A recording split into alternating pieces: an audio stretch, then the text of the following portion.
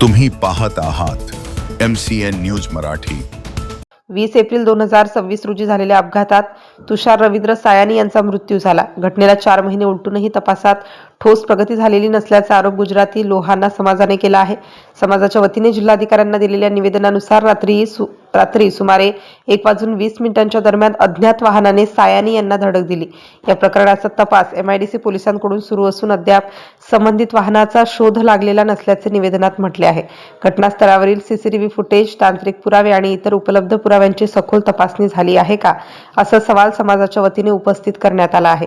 तसेच घटनेत घातपाताची शक्यताही व्यक्त करण्यात आली असून ही बाब तपासातूनच स्पष्ट होणार आहे। सायानी ही कुटुंबातील कमावते प्रमुख सदस्य होते। त्यांच्या निधनामुळे कुटुंबावर आर्थिक संकट ओढवले आहे।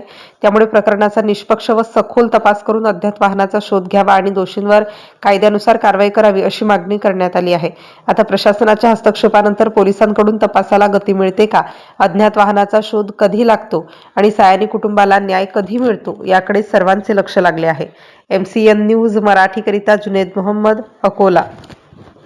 नाम आपका बताइए। मैं रविंद्र व्रजलाल सायानी, मेरे बेटे का 4 महीने पहले MIDC में एक्सीडेंट में मौत हो गई है।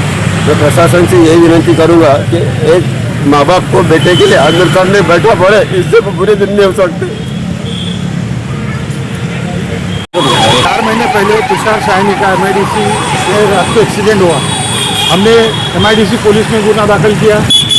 आज हम 4 महीने से हमारे जो वाहन ने उनको धड़क दी, वो वाहन का तपास, उस वाहन का नंबर हमें कुछ भी नहीं मिला। आज ये हालत आ गई कि एक माता पिता को और सकल गुजराती समाज को धरने पे बैठना पड़ा। यानी हम पुलिस को न्याय मांग रहे हैं और हमारे को पुलिस की तरफ से न्याय मिल नहीं रहा। आज 4 महीने हो गए, उसका आरोपी पकड़ा नहीं गया।